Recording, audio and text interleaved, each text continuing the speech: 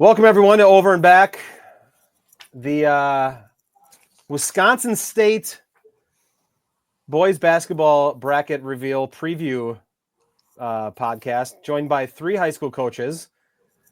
Chris Siebert, Oregon head coach.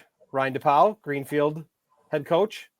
New to the podcast, new head coach this year, Austin Stueck, new Berlin Eisenhower. Welcome, guys. This is going to be fun. Thanks for having us. Also, three members of the UW Health Holy Cross roster. So how does it feel being like outnumbered big time? I don't know. How does it feel to get your ass kicked last year by me? Well, we're excited. What have you done for us? Not ass kicked. Sorry, not ass kicked, but beat. I'm shocked you don't have your championship sweater shirt on. I was gonna wear. I honestly, the thought entered my head. I'm gonna wear mine, but Sam's gonna wear his. So then it doesn't hit. I was going to, and then I thought, you know what? It's just Wisconsin State. It's unintentional. You know, I will say. So I went to Duke twice this year to watch Con play. Both times after the game, he had his Holy Cross sweatshirt on. That's amazing. It's a good sweatshirt. It's an awesome sweatshirt. All right, so we're gonna preview the obviously this. We're gonna do D1. It's gonna be D1 and D2. We're not gonna talk about D5, D4. We'll touch base on D3. I do want to end with Holy Cross briefly. We're not ready to do roster reveals, but we can at least tease a little bit of Holy Cross. All right, so D3 real quick. So brackets come out this morning. D3, is it Milwaukee Academy of Science and that's it? Is there anyone that has a chance in D3 besides them or no? Yeah, that's a bold statement, but I'm wondering. There's a lot of really good teams. I mean, MAS has got to be the favorite, and talent standpoint is loaded and overwhelmingly talented. But in that sectional 4, just on its own, they're like St. Cat's is awesome. Racine Lutherans had a fantastic year. I think they're like 21-2 and lost to I think Cats and Racine Park as their only losses this year. Dominican is can play with anybody, so that they're going to get some challenges, no doubt. And then the sectional 3, the more Madison area one, Lake Mills is awesome and really stacked roster and played a really good schedule. Can definitely compete. Edgerton, I mean, they beat Tosa West this year, has a really strong team. So there's teams that can definitely I don't think are drawn dead playing against them, but MAS has a nice squad. Yeah, I agree with that take. Freedom's another team I'd like to throw out there. Has beaten a lot of good teams and has the athletic size and toughness inside to be able to grab contested rebounds against MAS's good front court. But a lot of good teams. D3 will be fun. Yeah, MAS was extremely good when I watched them play at the Concordia WBY shootout against DePouw. Incredible game too, and that was without Devin Brown playing. But also, I do think Lake Mills will make it challenging for them if they do meet in state. They had a very nice squad, and we played them they were without AJ Bender, but they were still extremely talented. Very good shooting team. But if we all had to pick, it's MAS. I'm assuming heavy favorite. That's who I put my money on if I were a betting man. Hard to pick against them. Okay. All right. We're going to start with the bread and butter. And you know what? My listeners, for the most part, are FEA guys, even though you guys are on here all the time. Austin knew, but Ryan and Chris. So FEA or Division 1, Sectional 1. It's loaded on one side. This was the big thing. I want to do this. What are the surprising seeds? What are the surprising things? The first thing I noticed is that the top left, if you're looking at the obviously online, the top left is all the FA teams for the most part on the top left. They're all together. Did anyone else notice that? I'm like, geez, this is just. I've said this previously. I'm like, I wish they could do a system where the FEA team, not even FEA, any conference teams. You can't play each other in the first round. I know there's way too many layers of that.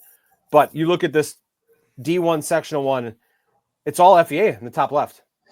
Yeah, it's a mini conference tournament, and there's some dynamite. I mean, there's some really good games early on, right? You got Nina Hortonville in an 8-9 right away, with winner likely meeting Kaukauna. You've got Appleton North, and the five seed Kimberly with I don't know much about Holman, so I don't want to talk down on them, but they have to feel like a winnable game in the out of the 13, and there could be a mini conference tournament right away.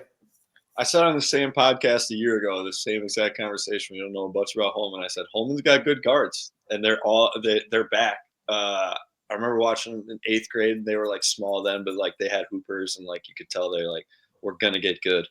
But they got good guards. So, what did they do last year? Do we remember what they did? That would be fun. That would be a fun. I'm sure I think they lost last year. I don't want to disrespect. Check. Well, we can look it up.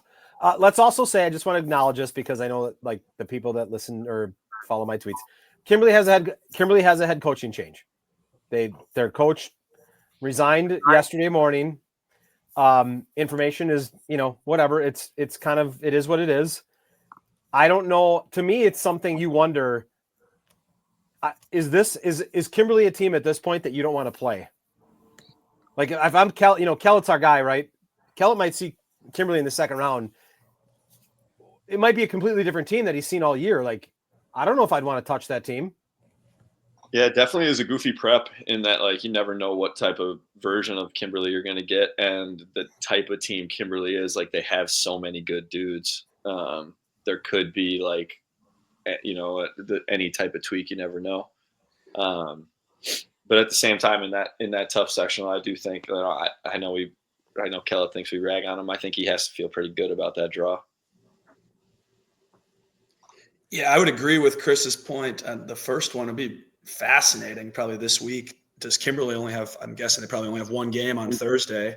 But I'd be really curious what's similar, what's different, and just what it looks like. I'm sure everybody in that sectional and in that top quadrant there is going to have that film or be trying to get that film to see what's similar, what's tweaked, what's not, and so on and so forth. But yeah, that and by the way, Holman, they took a first round loss to Stevens Point last year. Good, very good SPASH team, however. Well, they won the Tuesday game. They beat Appleton West on Tuesday. They did. You're right. So Kimberly plays tomorrow night against West De Pere. And then they play Thursday, I believe, against Appleton East. So here's you guys are all coaches. So if you were you guys were never sprung into this with a week left in the season, but so Coach Hoppensberger, I love Coach Hop. Hop's one of my favorite guys. Coach both my kids. He's taken over. If you're him, like you're trying to get situated, you're trying to get this team together, right? And he's been obviously he's been on the staff. But is he thinking to himself, I can't show anything? Because I'm assuming he's gonna do things differently, right? Because it's a different coach. Or is he like, you know what, this week's a wash. I'm gonna, and then because you don't want to give too much, right? You don't want to give anything on video. What do you do? I think you got to be you and be true to who you are and start building your habits that you're going to want to play with personally. I mean, at the end of the day, the team that's the best on the floor is going to win. And you don't want to overthink it, I think. Yeah, I think you're kind of you're going for it. And given the short amount of time and turnaround and whatnot, I am sure it's mostly just like trying to, get organized and try to, keep everyone connected and on the same wavelength. And kind of this Monday game is going to be just, out there playing and kind of see what happens. And then I would think the Thursday one, after a few more practices, you might have actual things that are maybe more concrete, different, or seem to be strategy, differences or similarities. You can make a little more analysis on that. Yeah, I agree. In terms of wanting to actually get some of your base stuff in, if you are going to change a bunch of stuff, that felt similar to what I was doing at the beginning of the year when we had to play like the Thursday after tryouts or whatever day it was. So we had like 3 practices before we had a game, and I was just trying to change all these guys from running a different offense. So it was definitely trying to just get as much as you can in there and not really worrying about how much you're going to show, in my opinion. Okay, makes sense. All right, so that's the top left half. Kimberly's a scary team, though. Like, I agree. Yes. obviously, when you looked at this, when I look, they don't have a bad loss. They haven't lost to a bad team. There's no team that's beat them is under 500, I don't think. And I mean, they have a ton of depth and a lot of different guys that can do something. That's why I kind of, when I said this, I'm like, I don't think I'd want, if I'm Kelt, I don't want to play Kimberly. If I'm Kakana, I know I just beat him by 19. Don't want to play him again. You can't prepare for a team that you essentially haven't played. I think it's going to be the kids are the same. I think they're going to play different than what they have all year. And you could say that there might be a fire, right? Like there's a different kind of motivation for these kids or whatever that you don't know it's just hard to prepare for. I would not want to play Kimberly. So I just want to mention before we move past this game, because it's the big thing I care more about than any other like reform, is sectional misbalance. And I wish we seeded the entire state with one sectional, especially at Division I. But you can't with geographic misbalance. Enjoy your 3.5-hour bus ride on Friday at Kimberly, because we can't do one sectional because the state is too far. Agreed. That's the one. Yeah. It just makes and for Superior coming down to Appleton North, the same exact thing. Yep. What's the difference of a 3.5 versus a 5-hour or whatever? It's one night, one day, it's one Friday too. Make the bracket, whatever. Agreed. And then all the seating talk is irrelevant. All right, bottom left. Bottom left, we've got Marshfield to 2, Eau Claire Memorial to 3. They played yesterday, and Marshfield won by 26. I don't know a lot about these teams. Any surprises? I thought I saw on Twitter someone was surprised that Stevens Point got a 7. Should have been higher. Yeah, I read something about Wausau West. I mean, Spash had some surprising results in the non-conference, and they played a lot of their season without Jaden Awe. Right. That's the one problem. Similar with our sectional, Will Garlock, misses a lot of games. Yeah, we'll get there, but injuries hurt you in seeding. Yeah, it is a little curious. Spash is 8-4 in that league and 16-8 overall. Wausau West having a really good season too, 6-5, 15-7.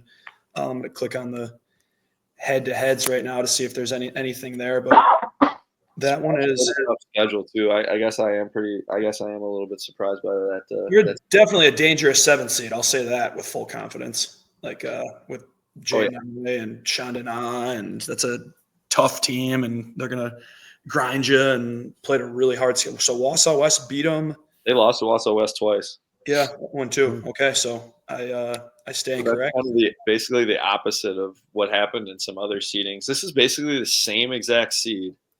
Spash Wausau West is the same situation as Franklin Oak Creek, and Oak Creek was seeded, and it was the opposite in that one. Yeah. Was there not I thought that they said that, and maybe I'm wrong. Maybe I made this up. Maybe I was hoping for it. That if there was they were trying to do it right. If you were just on this like one seed different, head to head would come into play. So if you beat head to head, you'd flip. Did that not ever happen or no? I don't know. This is a college basketball thing I was thinking about. Do you know what I'm saying? I saw something about that, but on Twitter, but it was from a Twitter. It was from I don't know if it was how reliable it was. That's the thing, is I wasn't sure if it was positively something. I don't think head-to-head is a factor. What'd you say? I do not think head-to-head is a factor. Right.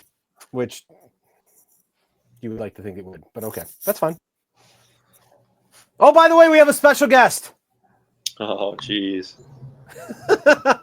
Hey. What's up, fellas?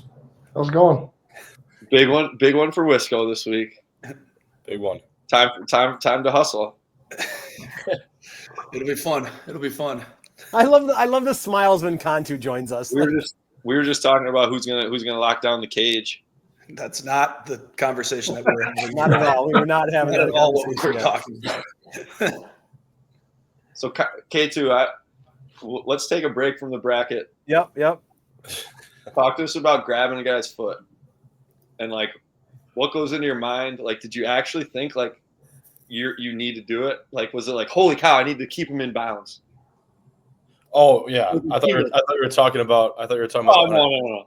That's what I thought he was talking about too. The flagrant. Yeah, that's what I thought he was saying. No. Okay, yeah. No, I just try to keep the ball in bounds. So he was off balance, and That's a wild move. Like, what if he would have. what if he gets hurt in that moment? What if he pulls his groin? Yeah, I don't know. I would have probably flopped. I would have thought it was like the defense or something. So credit to him. Yeah. Well, thanks for joining us.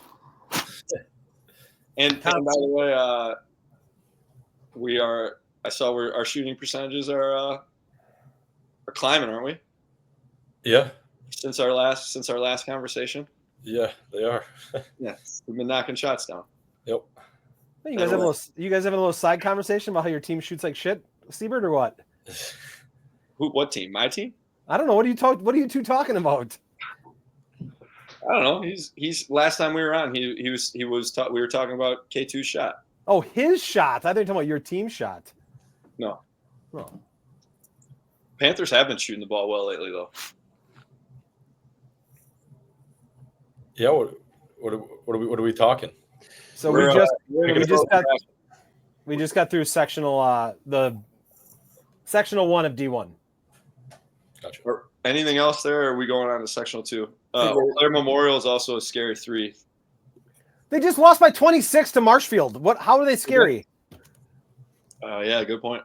I don't know. I saw a lot of their guys last year in AAU, and I just thought that they fit together well.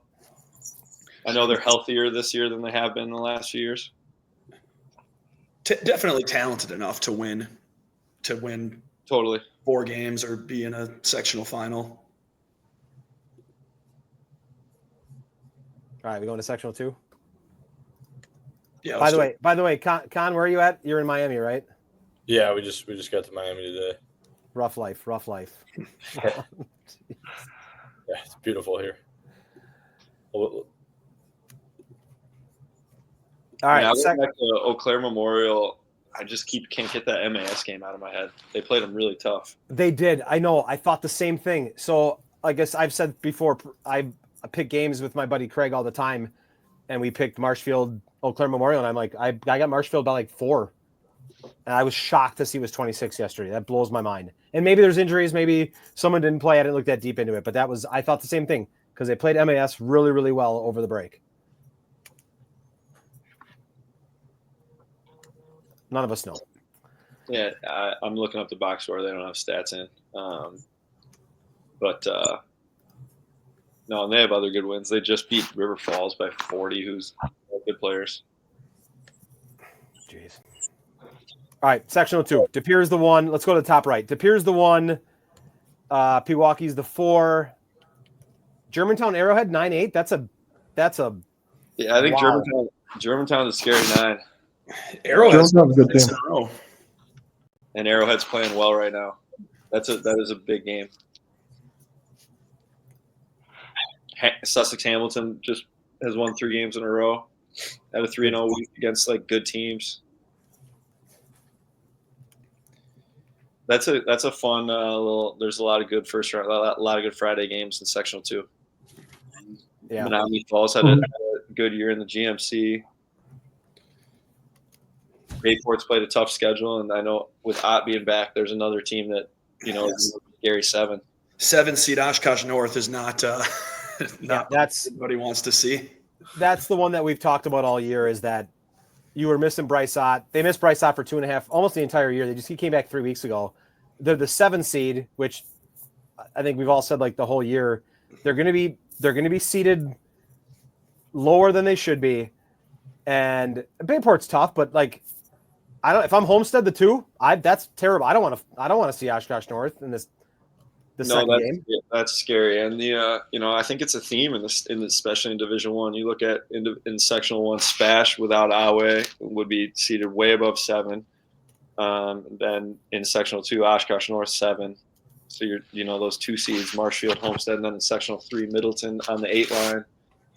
It's a tough game it's a tougher game than Kettle would want.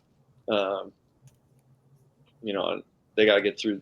They all got to get through good teams first, but they're all teams that are severely underseeded because of injury. I think of Matt Schmanda and Brookfield East a couple of years ago too, with them being in this sectional. He came back; they were a 13 seed and went to the sectional semifinal and almost beat Kettle. I don't know if you guys mentioned this already, but this is my first year like looking at like D1 brackets like real closely, obviously because we're a D2. Yeah. And the D1 bracket is so much cooler and makes way more sense than the Division 2 bracket. I don't know if you feel the same way. Yeah, it's format wise with the 16 or whatever it is, 18. Yeah, it's like March Madness. It looks like a March Madness bracket, right? It's a great point. It's way better. It's more fun. And it's, I don't think it's any harder so to speak to get to state. It's just you got to play more difficult games. Like the depth of the difficulty of those first round games are just a little bit of a step up. But other than that, you still just got to win 4 games, and it's kind of in a bracket formula or format. You're going to get a luck of the draw no matter what. Nothing's going to go chalk. Is there a reason they do? I feel like we talked about this last year. Is there a reason they do D2 and all that? Like D1's different than how they do D2? I mean, it's the same thing essentially, but like, why? I don't know. Anyone know? When we were D2. I'm guessing there's some travel distance where there's one sectional that's if they split it in half that the travel distance if they combined it would be too far or something like that is my guess. But can't you just redo like if I'm looking at D2 sectional 1, like Wausau East is the 1 and Onalaska is a 1. Like I mean you would have to pick who's the 1 and who's the 2, but I don't know. Yeah, and it would be like a 23 team bracket, so it'd be goofy looking. I think that's part of it too, but I guess. But it is curious that they don't just combine them. It just looks funky. Especially combining at least the Milwaukee area one. Yeah. Like all those teams are within a half hour of each other. Right. All right, so we gotta get back to D1 here. But De Pere loaded in that sectional, playing really well. Haven't lost since Wisco. But I know Kinzinger didn't play their last few games. I think just sick, but he's sick. Yeah, he's sick. And in out of respect to the podcast, we got to give Fondy a shout out here. Yeah. Sam was real eager to flip to sectional 3 here and avoid giving Fondy any credit. I have every time I throw shade to Fond du Lac, I say I don't know. I've apologized for it all. Like that, and you guys know I love Nick Ford. Ford's awesome, but it's like the same. And maybe I'll learn next year. It's the same shit every year. No one knows anything about Fond du Lac. Everyone under rates and whatever, and then they are in the top of the FEA. It's like, who saw that coming? No one. No one did. Good stuff, Coach Ford. The 9th best team in the FEA earns the 3 seed. 8th. I think I had him 7 or 8. Calm down. And I already said I was wrong right away.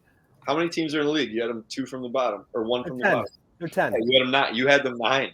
I did not have them 9. Check the record. Somebody check the record. Appleton West 10, Oshkosh West 9. Maybe they were 8 between them and Appleton East. At Spread and Bread, go back to the first rankings. I promise you, Fondy 9. That's not true. That is not true. Let the Not record 9. show. Let the record show. Do you think they listen to the podcast and they're just like, we are going to destroy it? Like, Who we I think don't you think got like 40 tweets about it, that's true. Good point. Good point. and they're going to be letting you know that I know that you had the 9. They're good. They're good. But again, it's like they're overshadowed by guys that have teams that have like top guys. Like they have a bunch of good players. They play hard. Ford's an awesome coach, and they go about their business. We'll see what they do. Yep. I mean, I would, whatever. Okay. Should we move on? Are we done or no? Yep. Okay. Sectional 3, Kettle Moraine 1. Is this the easiest one to pick? It's Kettle Moraine's. I haven't seen much of Kettle Moraine. You guys probably have. Are they as good as it appears to be? Yes. In my opinion, yes. Defensively, they are incredible. They're really good. Very strong. No weak link type of players anywhere. And they have just like every guy they put in is a college athlete, college basketball level player at some level, and they play really together well. I think they're very good. And they've been playing together for a long, long time too. So that really shows. How many guys did they lose from last year? 2. Yeah. 3. Okay. 3. They lost Will Stuckey, who's like I think he's one of the starting guards at St. Norbert. They lost the quarterback kid, and then they lost the French foreign exchange student. Yeah, who was a big X factor. Yeah, Will Stueck was a bucket, man. Yeah, really good. He'd fill it up. Really good. He's I think he started the whole year. Really? Yeah. He's had a good, which is hard to do Right. as a freshman, and he has not shot the ball as much as I thought he would, but he's had a good year. But they're always good. You're starting as a freshman for a good college team. You're doing good things. But no, Kettle's really good. Middleton obviously underseeded a little bit with all the injury stuff. Sun Prairie East, a lot of people are talking, won the Big 8, goofy, the 3-4-5 with Verona, Madison Memorial, Sun Prairie East. It's kind of a coin flip stuff there. Sun Prairie East did win the Big 8. Had a tough non-conference loss. So those 3 were really close. Sun Prairie East lost to Oconomowoc. I think that hurt them. And Verona had some good wins over Appleton North and played a really tough schedule. We were fortunate to get the 6, I think, and we're excited. Whatever. We've seen Janesville Craig like 10 times in the summer, so there's some familiarity there. We get a chance to play a home game again, and then Wanakee is really good, obviously, but Madison West is like healthy for the first time and has like a legit really good player. They're a scary 15, and Sun Prairie West is playing as well as any team in the Big 8 second half of the year. That's kind of sectional 3. I don't know as much about McGuanago. I felt really bad. I wanted to send Coach Polnow McGuanago an email. I sent him a film request like a week ago, not knowing he was in our sectional. Probably a bad move. He obviously ghosted me, but. So you took a phone call before we started the recording, Siebert. Yeah. What do you say about the people that say you didn't deserve a 6 seed? That you should have been like a 9, maybe an 8. I mean, I don't know. Honestly, like, games aren't won on Twitter.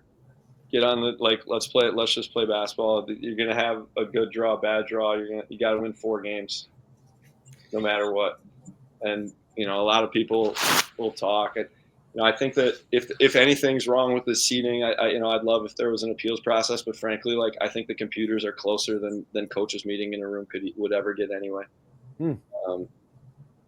especially in those situations where you have sectionals where you have 12 teams from one or 10 teams from one conference, and then 2 teams from sprinkled in other conferences. It would just be every coach, especially nowadays, every coach texts each other. Every coach talks. It would be a mess if coaches got together and voted, honestly. I think teams would be trying to game the system to control who they played. Teams would be trying to, get other teams on the other half of the bracket, all that stuff. Every coach would have selfish intention, but I do think there should be a human element that looks at it. But if we really want to talk like the details of our seed, we played 2 teams that won less than 10 games this year, and we played 3 teams that won less than 14 games this year. The 2 teams that won less than 10 were Watertown and DeForest. DeForest won 8, and Watertown beat Oconomowoc by 25 points and played a tough schedule. So we have not played one easy game. And in our sectional, there was, I think, 6 or 7 teams had 12 or 13 wins. So a lot of teams can make the same arguments.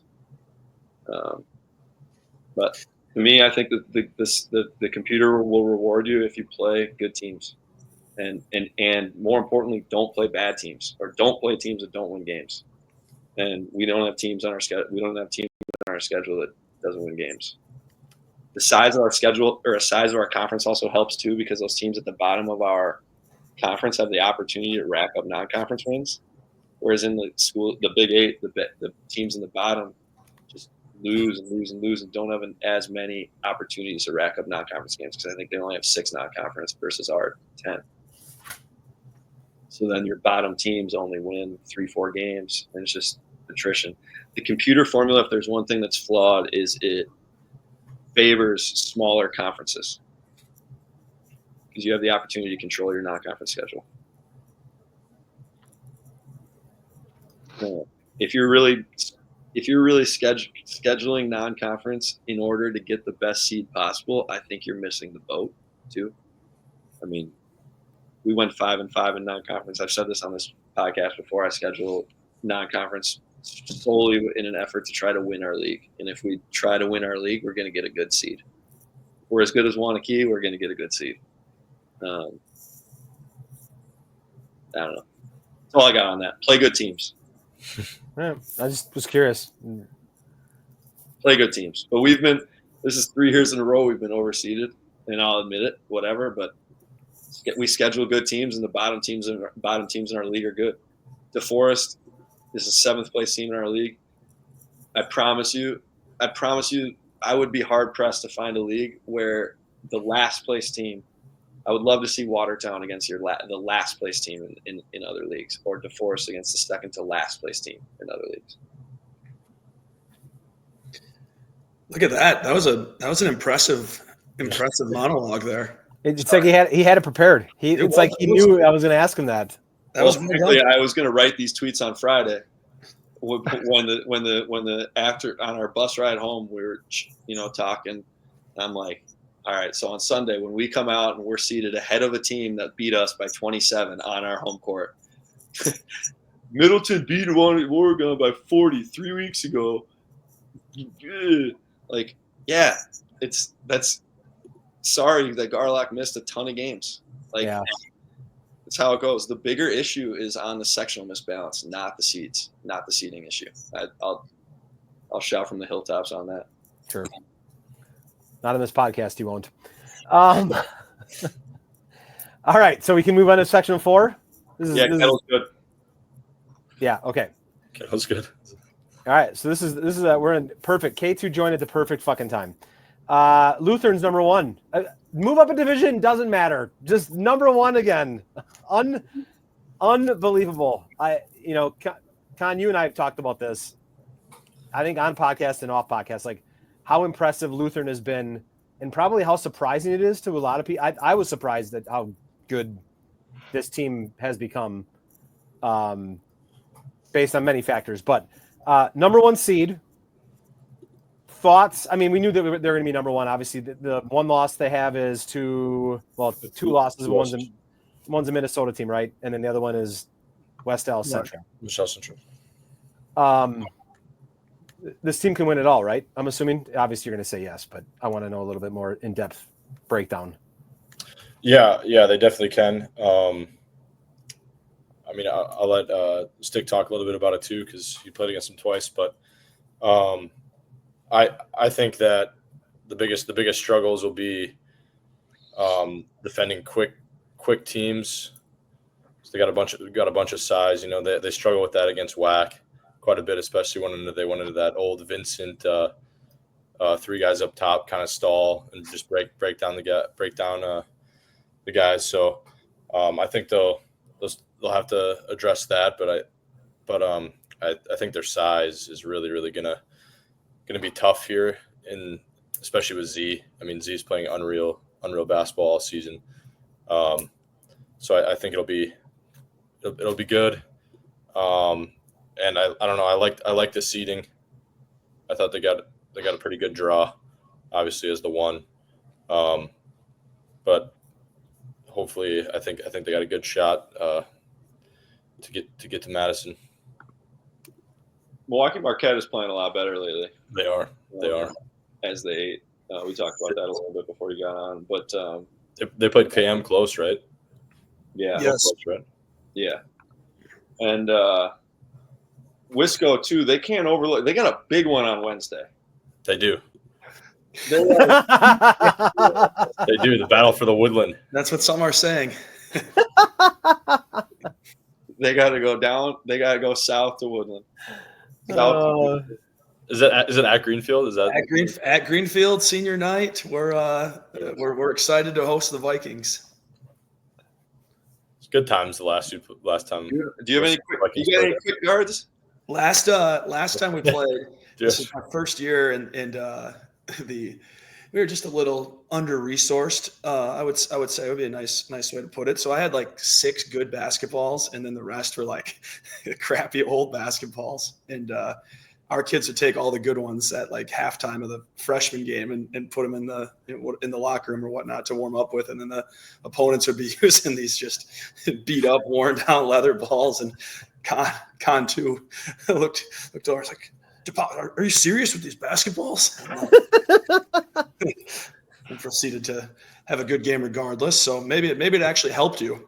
It felt better once you got a good ball for the game. I don't know, but we're fully stacked. The rack has all good basketballs now. It'll be a nice night of hoops for the Woodland Challenge. Austin, so you just played Lutheran. Give us your Lutheran take. Their offense is a well-oiled machine. It's just we're also pretty undersized for them. And then when our best player got injured 6 minutes in for the rest of the game, that also didn't help us, as he's like our only guy that could really push Xavier out of the paint a little bit. It's just if you just can't make mistakes against them, they just make you pay. I mean, the second time we played them on Friday, I thought we did a much better job in terms of just being able to kind of guard a little bit better. Like we forced 15 turnovers, which was great for us. But it was just, they're just so long, so tall. We couldn't rebound at all. Any shot that went up, like we held them pretty good from 3. They were 16 from 3. But they just kept getting an offensive rebound and putting it back in to a point where it's like, it felt like we were playing really good defense, and the lead just kept adding up over and over. Yeah, the turnovers are a problem too. That's Malak is a little loose of the ball. Brett Favre gunslinger out there. So I think that could be trouble too in the playoffs because they do turn it over too much sometimes. West Dallas Central is really good too. They are awesome. They're super talented. That squad, like those two teams are. I mean, those guys are hard to guard. Yeah, it's hard to guard all 5, and they have a 7-footer or whatever Kevin Pittman is, 6'10". Yeah, and got a lot better. Max Jones is 6'5" and good, and those guards are Yusuf is 6'3", 6'4", and good. They're a really talented team and play hard. I want to go back real quick. By the way, we didn't even mention We didn't even mention Pewaukee in sectional too.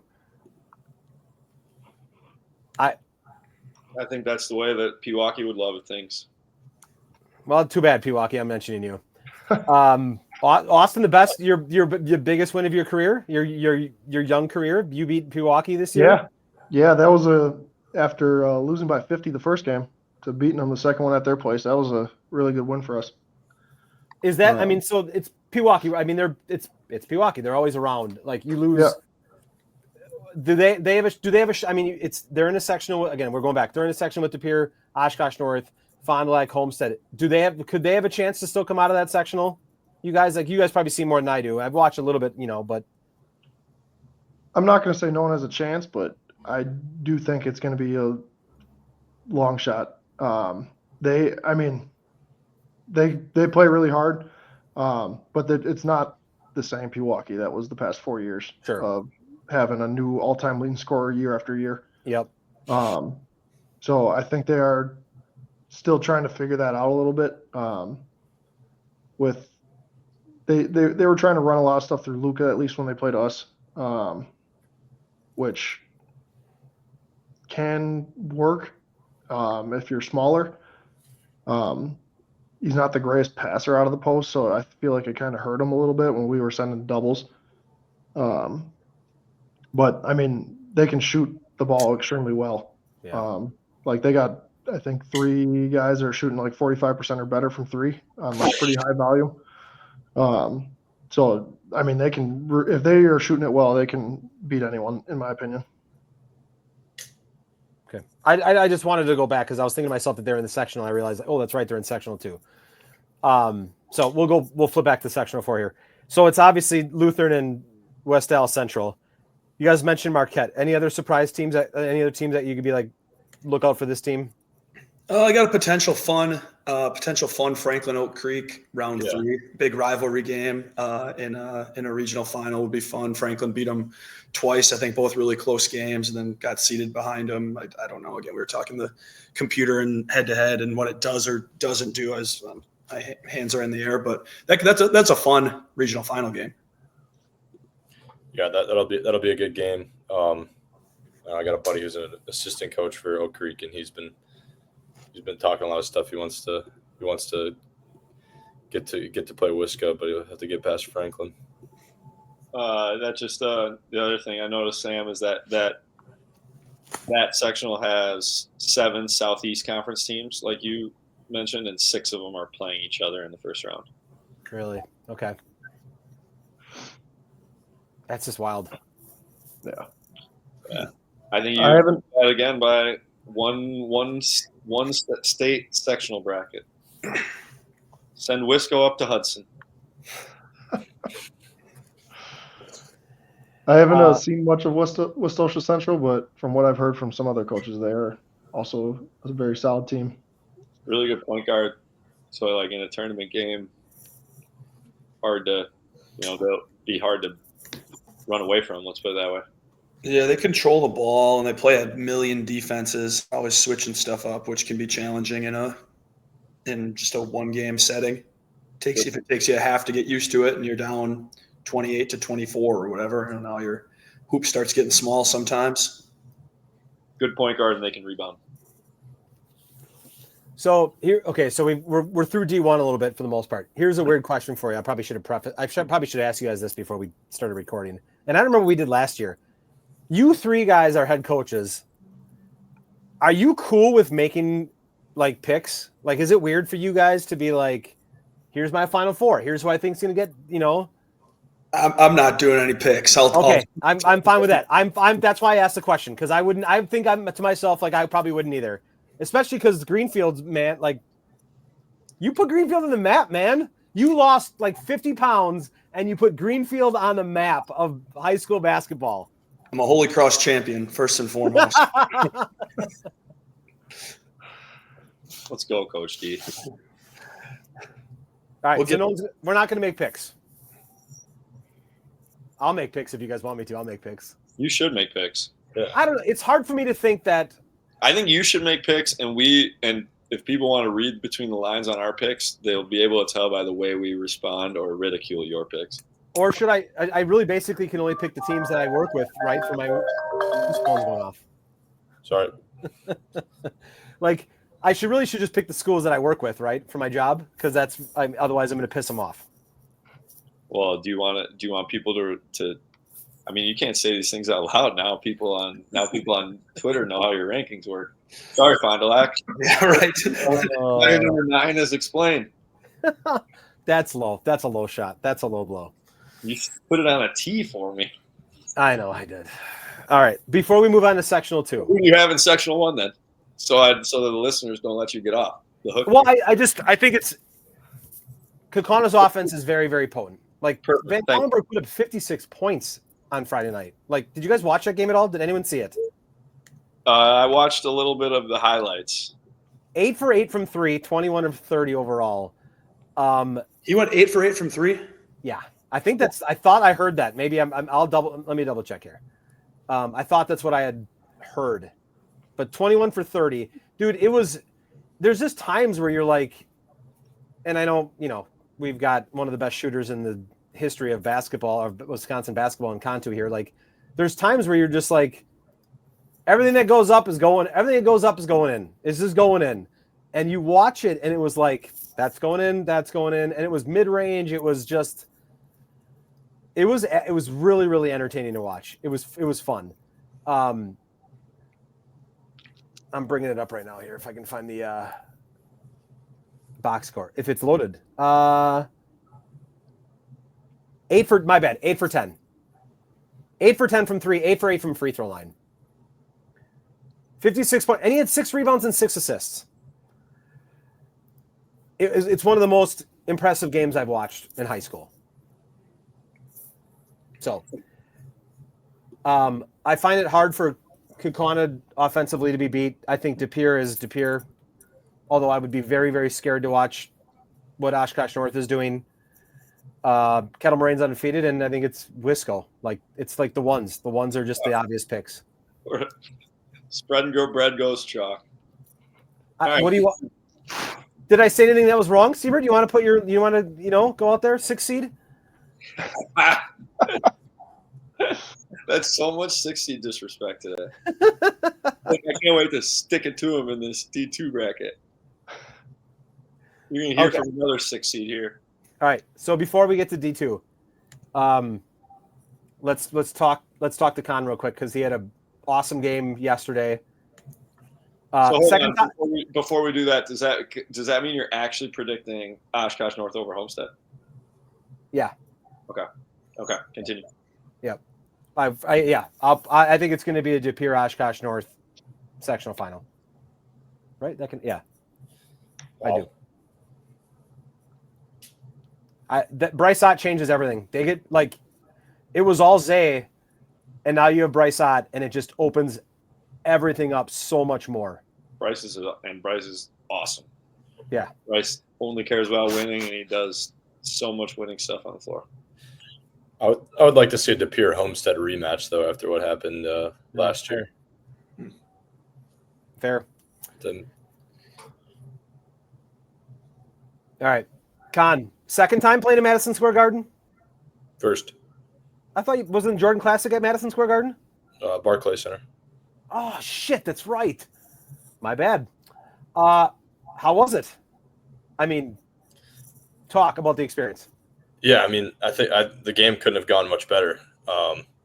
So, I mean, that made it extra fun. But yeah, it was pretty electric right from the get-go. A lot of fans from both sides, sold out. So it was pretty sweet from the get-go. Gus Johnson on the call, got to talk to him a little bit before the game, so that was an added plus. He's kind of insane, even off the broadcast. So that was interesting. But yeah, I mean, it was great. Probably the most fun I've had playing a basketball game. In the most famous arena in the world. Did anyone tell you that they mentioned that you were the MVP of the Holy Cross tournament on the broadcast? Nobody told me that. No one told you that. Did you guys all hear it? Yeah, I heard it. Oh yeah. Yeah, mentioned that you were the MVP of the Holy Cross tournament. Who mentioned that? The woman's side. Missed it? No, the woman's sideline reporter did, I think. So Oh, my assumption is, like, if you Google, you Google Con Knueppel, you'll get articles, and you can come across the Holy Cross tournament where Ben Brusta's interviewed, and he talks about your men's that you played in your dad's men's league, whatever. So she talks about the men's league and how you played in your dad's men's league, and then it goes to Brust talking about him playing against you, and then all of a sudden it flips to like, and he was the MVP of the Holy Cross tournament. Oh, that's a nice shout out for Holy Cross. Yeah, it was awesome. These three guys, I don't think are thrilled because we beat them last year, but when I say we, I mean Con. I think they're all right. No, they're bitter. They're bitter. They're getting ready to go this year. My favorite K2 story is that he pretended that we talked shit to him at halftime. No, somebody was talking stuff.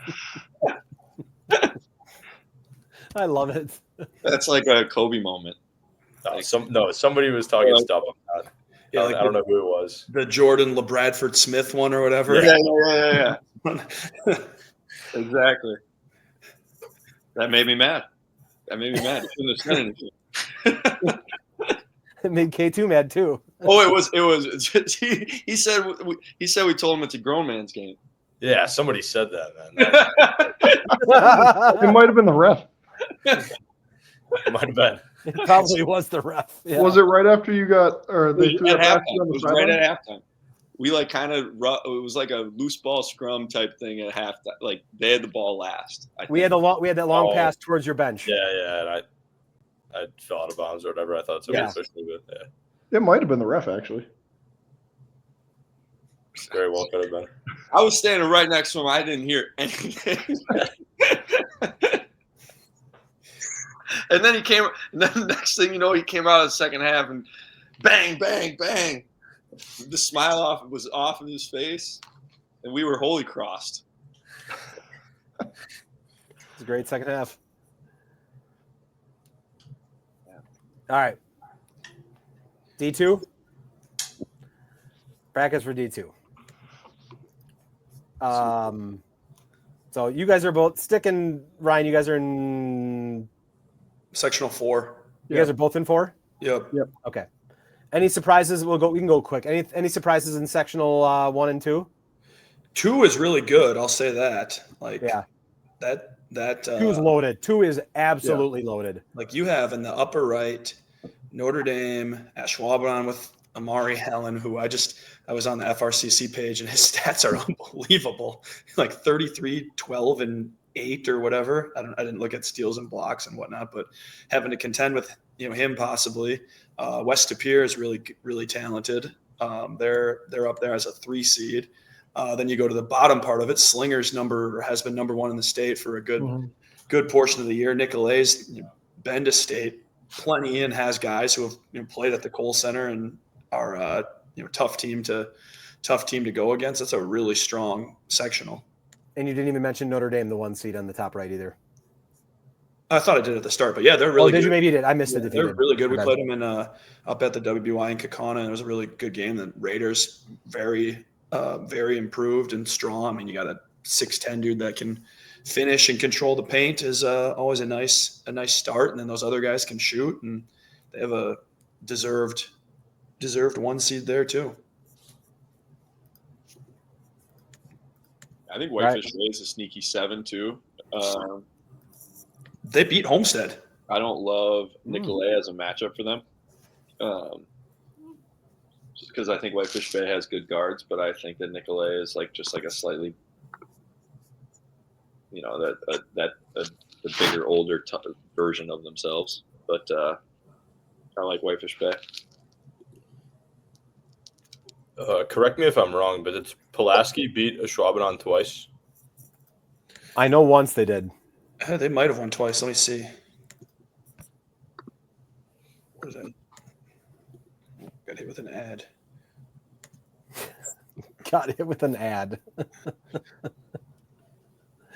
All right. Pulaski. Yeah, Pulaski 10-7 in FRCC. Like that's a really good league. It's a good year for the FRCC. I mean, yeah. I'd be interested to see how they do in the postseason. Pulaski beat Schwaben twice by 9 and by 14. That's crazy. And Allen played both those games, did he not? Let's see. I know he played one for sure. The second one he did, yeah, he had 39, 15, and 8. And then the first one at Ashwaubenon, he played as well. He had 41, 7, and 7, that one. That's interesting. So, yeah, okay, so Pulaski's the team you don't want to play probably in. Yeah, and Pulaski's played a tough non-conference too. Yeah, they're dangerous. I mean, they played Appleton East. They played Hortonville. Yeah. Pulaski getting a lot of love. Yeah, good day. Fond du Lac's probably really jealous right now. You should get an email ready for Pulaski on Monday. Positive praise. Just you might be able to slide in there and get some unis. Go to the Pulaski Polka Days, a good summer event.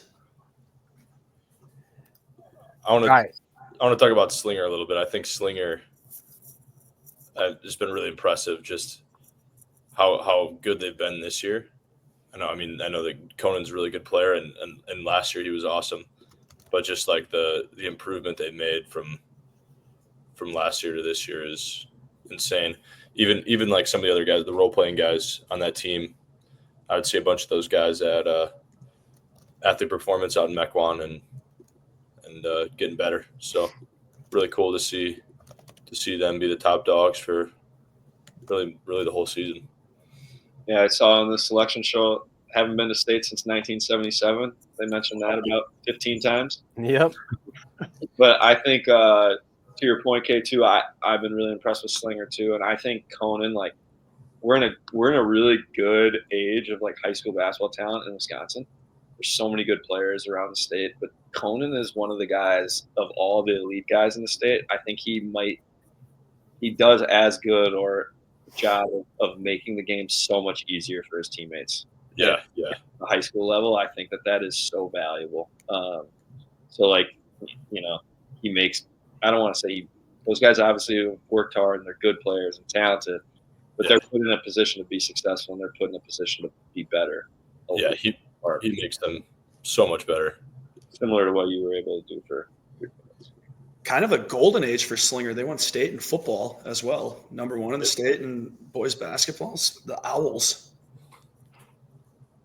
Cool. So, the younger Conan's been awesome too this year. Yeah, he's really good. Mm-hmm.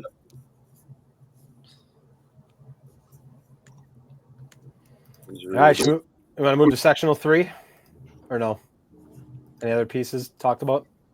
We don't know much about Onalaska, West Salem out there in that neck of the woods. West Salem shoots a ton of threes. Lacrosse Central will play slow and has like good. They don't turn the ball over a lot, so it's like kind of a goofy matchup that way. Onalaska plays a ton of zone. Mosinee has a really, really good big, like a really good big. Mosinee, I'll throw it out there. I think they got the best 2027 in the state of Wisconsin, and nobody knows who he is. Woo! Like the best 27 kid. That no one knows who he is. Oh, okay. I thought you were saying he's the best 27 kid. Okay. No, he's just a really underrated kid that's Got going to it. win a ton of high school basketball games in the next 3 years. Do we know his name? Do we want to say his name? Braden, yeah, I should have shouted him out. Braden Reinke. He plays hard. He's strong. He's tough. He just plays like an old man or a grown man against boys. Another guy that also makes the game easier for his teammates just with how hard he plays and how versatile he is. But he does not like a sophomore. Why is FVL in that sectional? Fox Valley Lutheran. Because because we can't have teams traveling too far. Well, I mean, Menasha's in it too, right? Menasha's same area. Yeah. Mm-hmm. Remember where did they go and upset Onalaska, or who upset Onalaska last year? I do not know. I'm not sure. They lost in the first round. Wausau East too. Good team.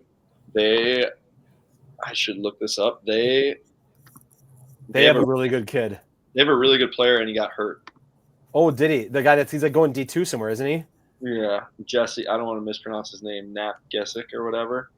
And the other thing I was reading a lot about their seed because I know they were under 500 in their conference, but like undefeated in their non-conference games. It looks like he is back and played in their last game against Stevens Point. Okay, I saw him at Kakana. He was very, very impressive. He's good. Mm-hmm. Alaska lost to New London last year in the first round, or technically second round. That's right.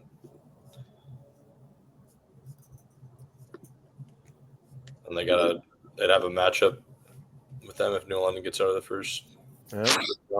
Yeah. New London, I'm surprised. They both have good players. A good player on each team that I know of. All right, let's move to Sectional 3. Brookfield Central used to be D1. How long have they been D2 for? First year. Is this the first year? Okay. Weird for me to look at with them being D2 in the sectional that we were in for kind of when I started at Oregon. I think this is a good sectional, and I think it's a really fun sectional because there's a ton of teams that can win it. Yeah, Tulsa West, the 2 seed. Or one of the 2 seeds, I guess you could say. Fort Atkinson's good. Yeah, oh yeah. Fort Atkinson's good. K2, you want to tell us about Fort Atkinson? Oh boy. You called me the biggest Blackhawk fan last time, and then they won the Badger Large. They're tied, but them and Wanakee will probably share our league. Their Fort is just really good defensively. But I also, DePouw said this yesterday. I mean, Monona Grove is a scary 7 seed. They just beat Middleton. They're really good. They beat Middleton, mixed their defenses, multiple really good ISO scorers, a clear-cut like starting 5 that can like play a ton of minutes, and like a lot of really good dudes. I just like their formula for the playoffs. Like Monona Grove Fort is going to be close with 4 minutes left. But Fort also, can beat anyone in the sectional. Elkhorn's playing better. Just got a big win over Beloit Memorial, I know. Milton's won a ton of close games the second half of the year and has really good guard play. Stoughton has played Mount Horeb what seems probably like 1,000 times over the last 2 years, and every game's inside of 5 points. So like there's going to be a lot of fun games in this sectional. One of my best buddies is the coach at Sauk Prairie, too. I just want to shout out. He was shocked at his seed. He's happy to have a home game. Beaver Dam hits as many threes as anybody in the state. I think they have like 260 made threes this year. Yeah, that's kind of where I'm at on sectional 3. Sam, are you going to slide by without making predictions again? We need to. I'm holding you to these sectional 1, Division 2. I thought we would wait through we get through all of Division 2 and then I'd make my predictions. Makes sense. Yep. Because this is the fun sectional, sectional 4. Since maybe the game to go to state is New Berlin Eisenhower against Greenfield. Maybe. Yeah. It can happen, right? Technically, yes. Yeah, that could happen. Would that'd be the greatest? Be a great moment in the history of this podcast. Yeah. Well, top 3 for sure. So, all right, you two, coach. You guys are the coach, and you guys are coaches in this sectional. Thoughts? Don't give anyone any bulletin board material. Keep it tame.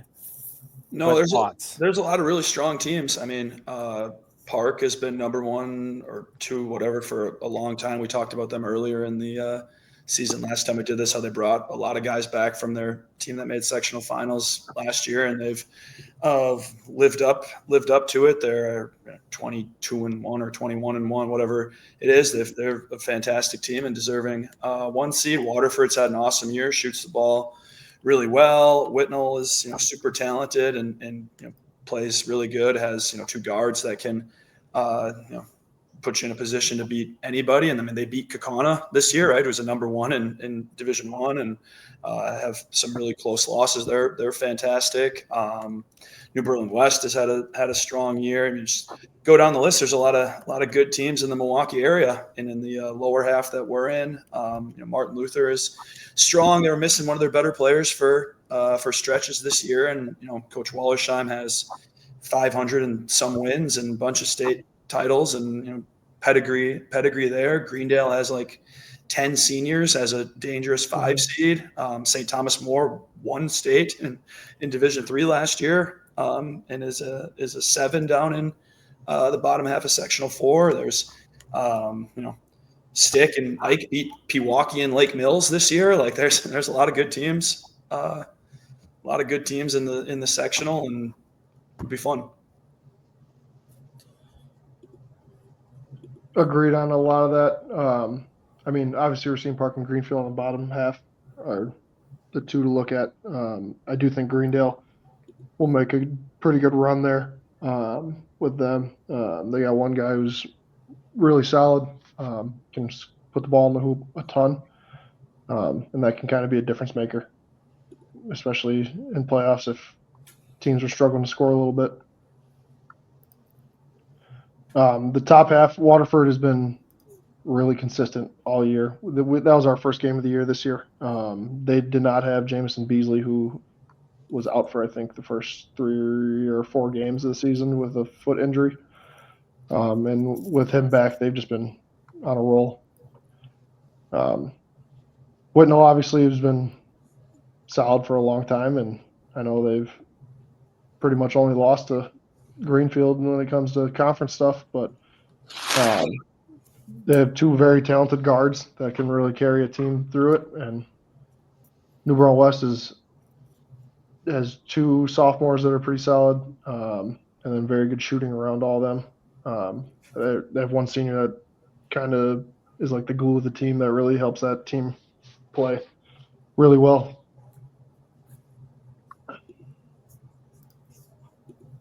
I haven't looked and I know it's coach's poll, but on your right side in Sectional 4, who's ranked in the top 10? Park is 1 or 2. We were ranked 4 this past week. Who knows what it'll be come Tuesday. Waterford was 7 or 6. I can't recall, but they've been a staple in the top 10. Whitnall's been there from time to time. New Berlin West has been there at points throughout the season. Martin Luther was ranked at one point during the season as well. So there's some teams with ceilings. I think that would be my take in that sectional. There's some teams that can play an A game and be really hard to beat. I should have backtracked this, or I'm going to backtrack this. I should have talked about this when we were at Sectional 3. We didn't talk about Tulsa West at all, did we? We said they're really good.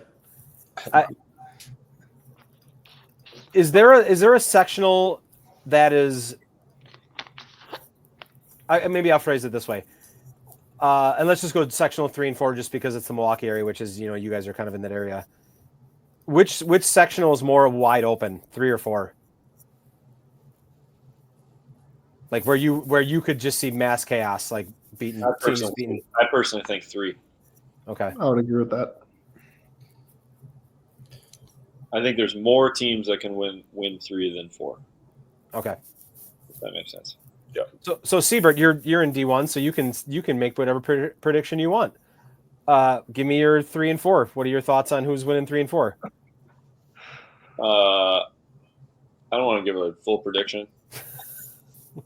One thing I found interesting with Sectional 3, I think Sectional 3 had more movement in the seedings this week than any sectional in the state. Tons of teams had big wins or losses this week, and that shook up the entire. I think Milwaukee Lutheran might have jumped 3 teams by beating DePouw this week, and Baraboo dropped a lot of spots, losing to Edgewood. I've been a Fort guy all year. I've been a Fort guy all year, man. I think they're really hard to score on. I think they're really good defensively. I think those are hard games to win all in a row because they're going to play they're going to play 4 close games. But they've been winning, pulling those out all year. But a lot of teams that can win that. And Mount Horeb's also going to have a lot of close games. I could totally see mass chaos, but I also think that the top teams are capable of going to state. Okay. Just wanted an outside perspective. K2, any thoughts on any of these teams? I don't know how much. Obviously, you are a busy man, so I don't know how much sure you get to watch any of these guys, or any of these teams. But any thoughts? Yeah, I mean, I haven't really been paying too much close attention to D2 this year, other than the teams in the Woodland, obviously. Stick, how did you do against New Berlin West this year? Lost both of them. First one by 12 and the second one by 13, I think. Yeah, I mean, I just think you guys if you guys beat Tosa East, and then that's a rivalry game that'll be sick in the second round. But yeah, I saw Whitnall with Jack Lutz against Greenfield trying to pull off the heroics.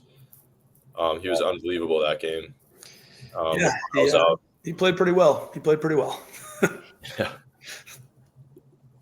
And then Greenfield, obviously, they've been great all year. But yeah, I mean, other than I saw Brookfield Central play the first game of the season, but I haven't seen them play other than that, really. They played Wisco tough that first game. Brookfield Central's playing well, I mean, the GMC is, I think a 3-way tie at the top, and I think they're one of those teams. And when you have good point guard play and a big, tough. Yeah, Rise has been great all year. Yeah. Yeah. I think they had a stretch of like 10 wins in a row at one point this year. Yeah, they really got hot like January, I want to say mid-ish January to now. I would say if I'm Brook Central, just like they have a nice little draw, coming from the one. DeForest is good defensively, and they're hard to run away from, so to speak. They've played a ton of tough games, and they keep the game low scoring. And then Beaver Dam has the potential to make 15 threes on you.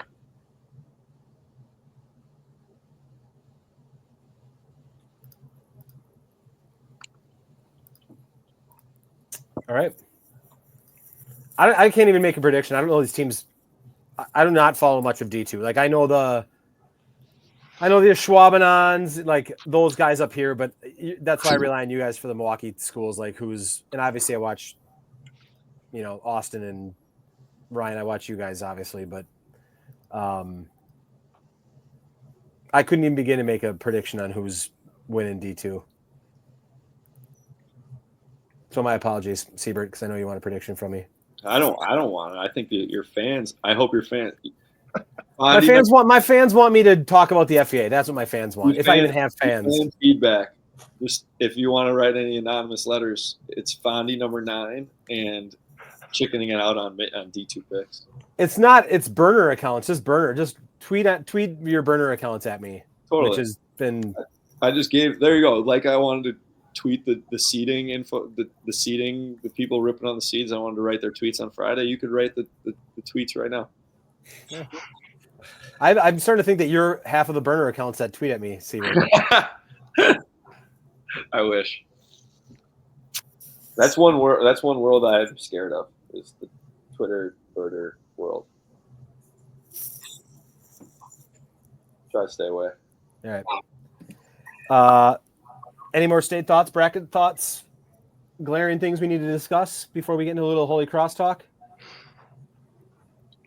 Oh, one thing, speaking of Holy Cross, is that the idea of getting some high school games up there next year, like a little showcase, would be great. It's been discussed, right? Or are you saying you want to discuss it more, or are you? No, yeah, he wants to do that. Oh. That whole UW Health coaching staff versus FBA. Oh team. yeah.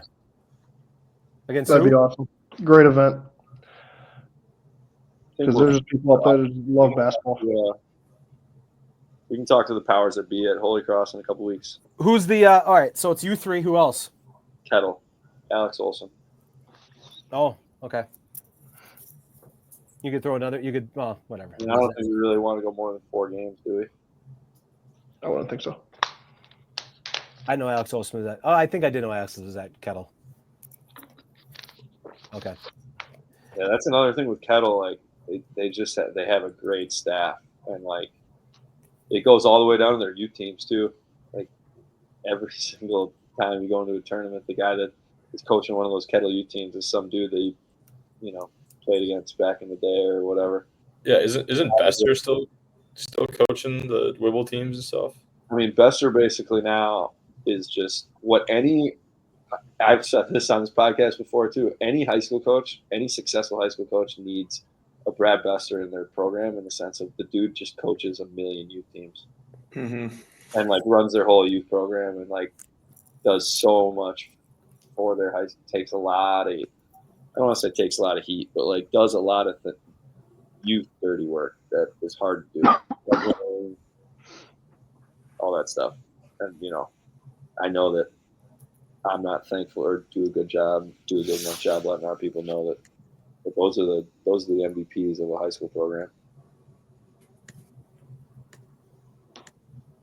The people that I don't talk too much about it. No, you gotta have a strong youth program. Obviously, it's the foundation. You got to get that. That once that goes, makes the varsity level a lot easier. Get the kids playing in positive situations. Yep. We talk about whistle all the time, but success leaves clues, and the fact that 6 of their rotation has been playing CGL, or you're going to win a lot of high school games. Yeah, for sure. Well, it's something to discuss with Holy Cross. I love the idea. It's fantastic. Great gym for it. It'd be awesome. Yep. All right, so we're not going to do a roster reveal tonight because your roster is not finalized. Our roster's pretty finalized.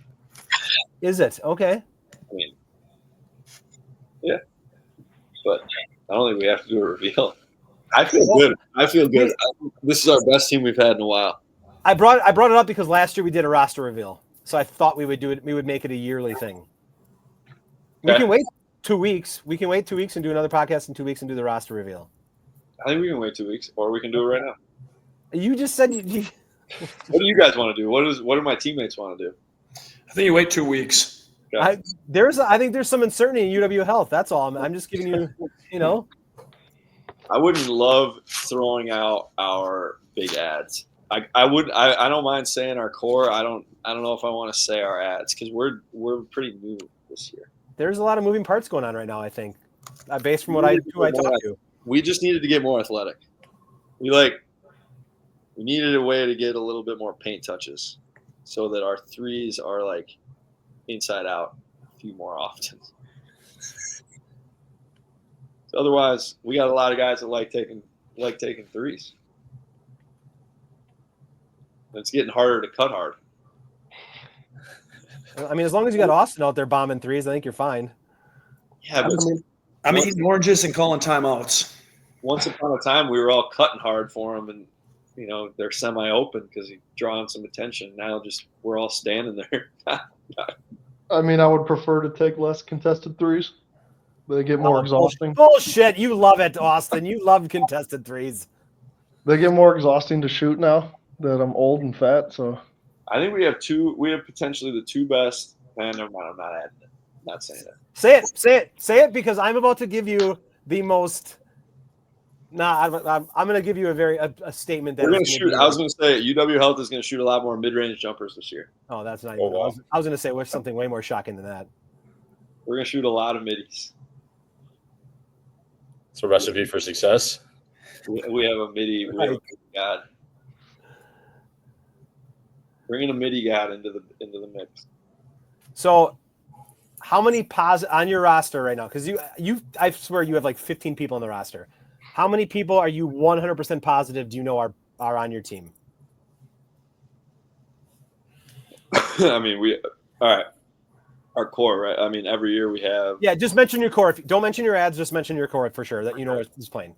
Alex Because your ads are dicey right now. Yeah, every year I would say we have us three, Alex Olson, and John Avercamp. Okay. Am I missing anybody? Marcus Rue. Yeah, Rue's played the last few years. Yeah. Mm-hmm. Rue and Einstein. Did they play with you last year? No. Yeah. 2 years ago they didn't. Well, Einstein didn't. I know 2 years ago, but Einstein did not 2 years ago, but Rue has 2 years now. Okay. I gotta text those guys tomorrow. They'll listen. Don't worry. Oh, they're helpers. They're helpers. That's the core. And then John's brother-in-law, newly brother-in-law, is a former Division I overseas guy, 6'10". Who's that? That's to be revealed in 2 weeks. Well, I mean, I can probably do some Google research if I want to look at who John Avercamp's brother-in-law is, but Fine, you creep it up then. okay. I was hoping you just text me on the side. You don't want to put it on the podcast. I want to talk to him first. Sure. Throw his name out there. John says it's all good, but I should probably look him up. Maybe I'll. He's been vouched for. All right. So my bold statement, and we're gonna talk a little bit before I say it. What do we think? If you on paper, looking at rosters over the history of Holy Cross, where they played, is Contu the top one? Is Duke the best college that anyone's ever played at Holy Cross? Is that fair? I mean, how do you get higher than that? Right.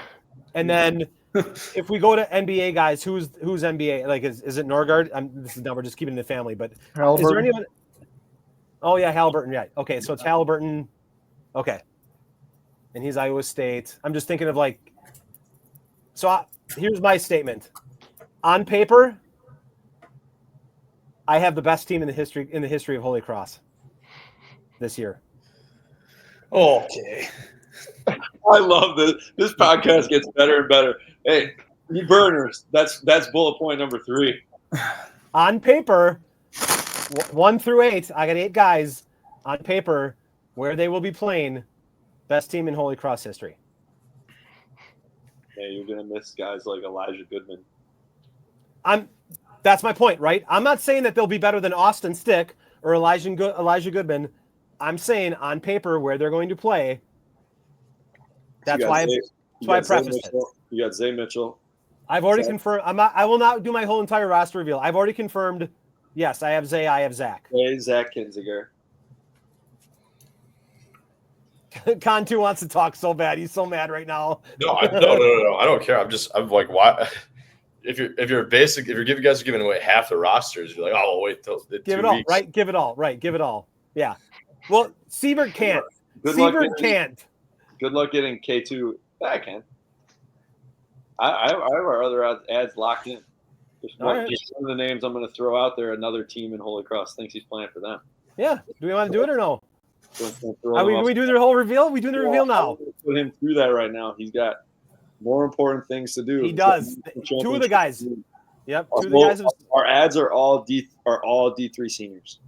Yeah. To fill the mold of UW Healthers. They're all D3 senior All-Americans.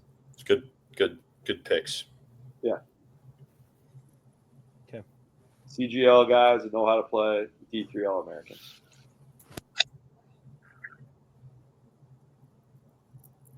We'll leave a little. It's just a little taste. It's a little tease for 2 weeks. Trailer. We will have the most points scored all time in a Holy Cross game by someone named Austin. And it won't be me. No, we'll have two. We will have a good collection of Austins. Ooh. We're gonna have the best Austins in CGL history. I think you're throwing some shade to your D3 guys here. Yeah, he's a D2 guy, but he's our D2 god. He's the secret. But now he's a midi god. He's a guy, another guy that can guard good players. Talk to you guys in 2 weeks. 2-week roster reveal. Yep. Oh. And Health won't be wearing our sweatshirt until we earn ourselves another one. Are you guys actually gonna get jerseys this year? Or are you gonna wear like just random reversible practice jerseys that you bring your team and make them feel like crap? You want to mock something up for me tomorrow? Yeah. Yeah, can you mock something up for us tomorrow? We are, I think we're white, red, black. Right? Stick? DePouw? Yeah, it seems right. I don't know what's the hospital look like. UW Health, I think the logo's red. Oh, yeah, it's under construction. Throw some orange in there. No, you can't be orange. That's McCarty Law. I think we own white, red, black. White, red, black. I don't know what my dad's doing this year. I haven't talked to him about the. He's playing in the Legends one. He's playing in the. Did you know they're doing an old man tournament? Really, he's playing that one. That's what Jeff told me. Oh, sad day. Hey, let's be honest, Con. He's not going to be there because it's the weekend of the Final Four. So, frankly, I'm not happy that I'm going to be in Holy Cross the weekend of the Final Four. I'd rather be somewhere else. Maybe we'll have to call Conway. But yeah, Jeff said so. They're doing a 40 and over tournament. Hopefully, they can get 4 teams. But Con, I believe maybe I shouldn't be mentioning that on the podcast, but apparently, hey, can you play in both? You should be able to. Good luck getting 40-year-old K2 to play for your team again when he isn't even the most talented roster you've ever had. Well, K2 can play with some Fondy guys. K2 is going to be my player coach for my alumni team when he's done professionally. Yeah, he's going to want to play. Once the unintentional, always the unintentional. Yeah, good luck. I'm excited for the Jack Camp the first duel next year. 2 years. 2 years. Jack Campion. He's got 2 years eligibility. 2 he should have, yeah. Southern Indiana, good player. Yeah, Campion's awesome. He went into Duke and had a good game. Yeah, he played awesome at Duke. Yeah. Yeah, he played awesome at Duke. I think I was going to throw out a hot take. DePouw, who's the fastest? What was the dude's name from WIAA that was so fast with the ball a couple years ago? I think Jack Campion. Jaquanis Rhodes. That dude's no one's legs. His legs were like just so fast. Yeah. Jack Campion's legs, it looks like he's doing a different speed. Like he's not running. He's running like a cartoon, like a road runner. Yeah, exactly. He's running like a road runner. I will say when we played him in like a fall league game, and Jordan Glenn was guarding Jack Campion, and he couldn't stay in front of him. Jordan Glenn's one of the faster guys I've ever played with, and he just could not stay in front of Jack Campion. He's really quick. He's so fast. It's insane. It is insane how quick and fast he is. Yeah, because he's quick and fast. He's not just one. I mean, he's both. Yeah. Jack's awesome. All right. Anyone other parting shots? Otherwise, we can wrap this up. We're at an hour and a half. God, I wish it started. I wish it would just the brackets come out today and we're starting Thursday and we're good to go. Got to wait another week. It is what it is. But yeah, I actually think I do have a take that I would like to throw out there. I don't like, again, another WIAA thing, but I wish that the regional semi and regional final were farther apart so that like teams that are going to the regional final have more of like a time to build the gusto in their school and like celebrate the like, I don't want to say it's a big deal, but winning a playoff game should be celebrated. And I think that like in a lot of schools, you play that regional semifinal game on a Friday. Mm-hmm. No one feels that excitement of advancing in the playoffs, and then you play a regional final game right away. Mm-hmm. Minor thing. You're okay with Thursday, Saturday though? Yeah, if it was Tuesday, Thursday, Saturday, why don't we go Thursday, Saturday, just like sectional week? Chris wants Kenosha Tremper at Superior on a Tuesday night. Yeah. and then they got to come back home, and then they got to go to Hudson for their game on Thursday. That's what the Twitter had. The Twitter burners would love that bracket. The competitive equity would just be phenomenal, Coach D.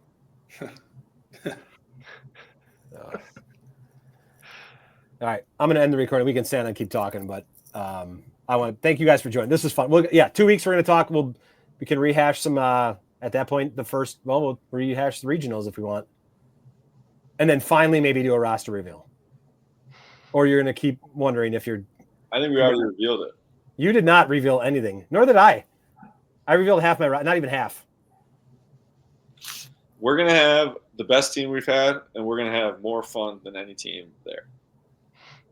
Do you want to win or do you want to have fun, Siebert? What do you want to do?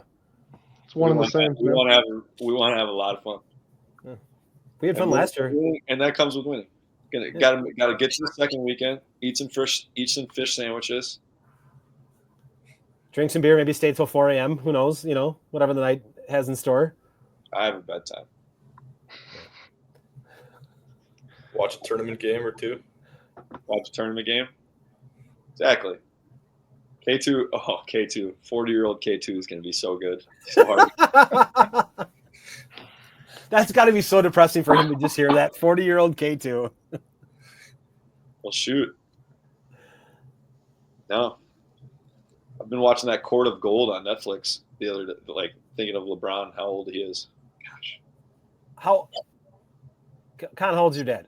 How old's K1? He's 49? How old's Con? Is 48? He'll be 49. He'll be 50 in October. All right. So if you take his fall from the ladder out of it. Yeah, it was the anniversary last year. Yes. Yeah. I saw that. I saw that your mom said that. If we think Con 1 can play this long, how long is Con 2 going to play? Into his 50s? I don't know. Well, you may not want to, but I don't know if Con 1 was playing 82 game seasons. True. 19 years old through 36 years old. So good point. A little less wear and tear on his body probably than Yeah. K2's going to have. Yeah, the 10-game CGL season isn't. It's tough though when you got a 9-10 game against Sorum Physiotherapy. That's The 9-10 game at St. John's. On the tile floor at Shepherd's. And you got to get up and go to work the next day. That's real. Brutal. It's a different kind of work. Oh, that's funny. All right, I'm going to stop the recording, guys. Thanks for joining me. Or me. Yeah, thanks for joining us.